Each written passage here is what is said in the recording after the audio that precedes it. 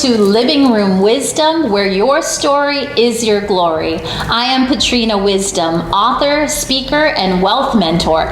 And today I get to interview, this is like my dream interview, a sex and intimacy therapist. This is Miss Natasha Chantil Riley, and I'm super excited to have you here. Yes, we're gonna have some fun today.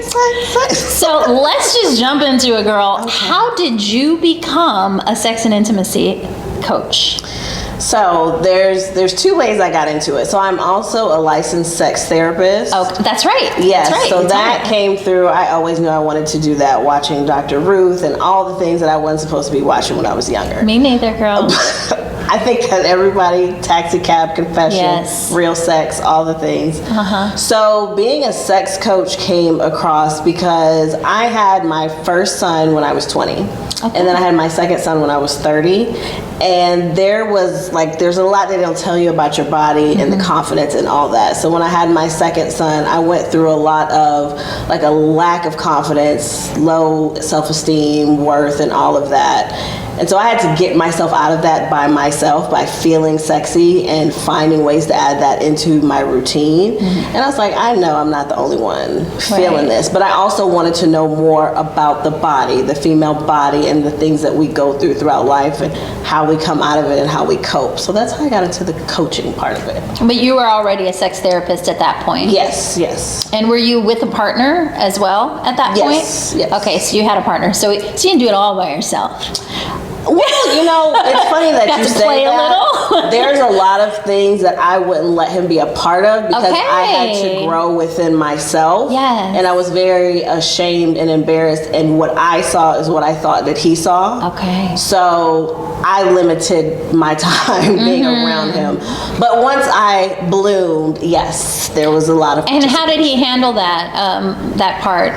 He didn't quite understand it. Yeah. He didn't understand the things that I was saying. He was like, I don't know what you're talking about. Yeah, they think we're like nuts. They think lying. We're beautiful. I'm like, you're lying. You see it. But it really was just me. So, yeah. It was your own perception getting in the way of you being fully expressed in that relationship. Right. Wow. And so tell me about some of the, we'll call them exercises or sacred routines or rituals that you engaged in to help bring back that vitality and that spark. So one of the important things is mirror work. So mirror work is standing in front of the mirror, looking at yourself. I like to push my clients out of the comfort zone and be completely naked. Yes. But if they can't do that, then I tell them one article at a time throughout the weeks of doing that. But you want to look at yourself in the eyes and you want to go from head to toe and say something positive about every area of your body, especially the areas that you do not like, that you despise. That's how I went about coming out of that and loving every part of me, even if it was not perfect or what society would deem perfect. I found a way to love it. Yeah, I love that. And my first book was called Motherhood's Not for Punks, and it was a mindful mother's guide to self-mastery, mindful mothering, and having it all when you do it all.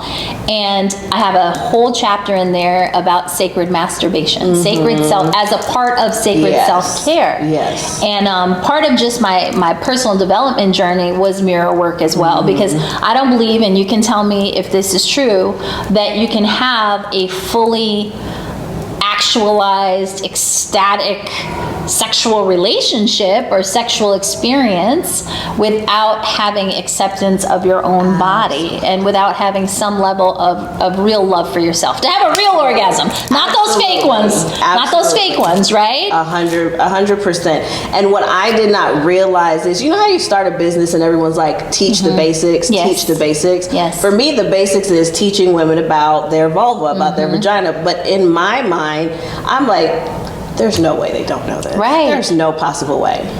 No, but the only there is a education we've possible had way. is in school. Absolutely. In a scientific way, but not for our own personal pleasure. Right. Because females traditionally have not, they don't promote our pleasure. At all. Right? It is not part of anything. Like if you're looking at porn, which is where a lot of people get their education from, it is not about the female being pleased, which is why I'm excited that there's a lot more feminine geared porn where it is very sensual and sexual in that aspect. But if you're getting most of your education from porn, that is not about us or our pleasure at all. No, not at all. And then you start faking and making those ridiculous noises. Like, what are we doing? Yes, you know? or consensually but non-consensually accepting things because you feel like that's what you're supposed to be doing, or let me not mess with this person's ego, or whatever it is, because in your mind it's like, let me focus on pleasing that person because my pleasure doesn't really matter at the end of the day. And in reality, men love to pleasure women.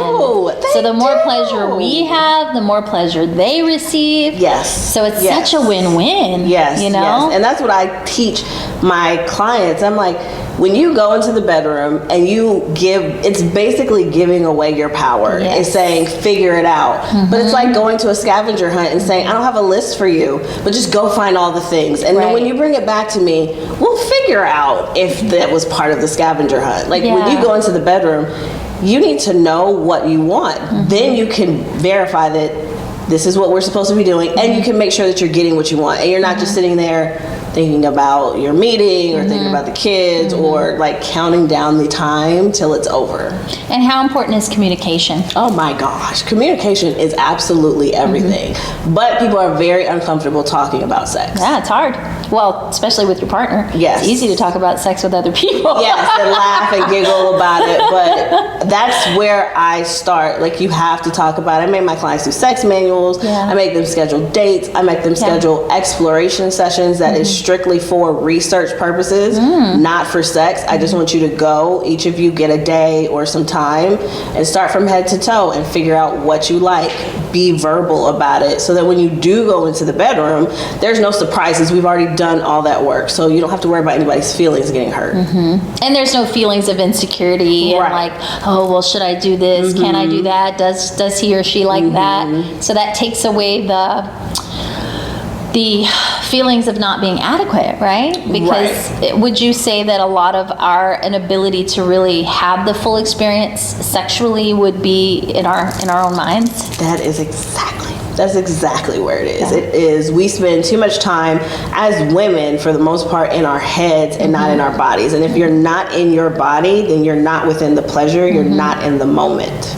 That's exactly. I love it. I love it. I love it. So what I'd love to hear now is the difference between your clinical practice of sex therapy and your coaching practice, your sex and intimacy coaching practice, and the differences that you see outcome-wise. And then also maybe even who would be more qualified for which. If we have someone out there listening who's like, this is intriguing. Maybe I should look into something like this. Which route would you suggest they go? Right. So for therapy, I like to say that it's more like opening the garbage bags and going through all the things of the past, all of the kind of unlearning the things that you've learned about yourself, your sexuality, your desires, your fantasies, your spirituality, your religion. That plays a really big part in how a lot of women feel about sex, the shame and the guilt. So it's more long term, and it's a lot of opening those garbage bags and dealing through those things and processing those things. Now, coaching, I like to explain it as we are a team. I'm here to hold you accountable, and I'm here to get you from where you are today to where you want to be tomorrow, or somewhere in the future. And I'm gonna be the hard one behind. Why didn't you do that? You said you wanted this. Like, do you really want that? Why are you not doing the things?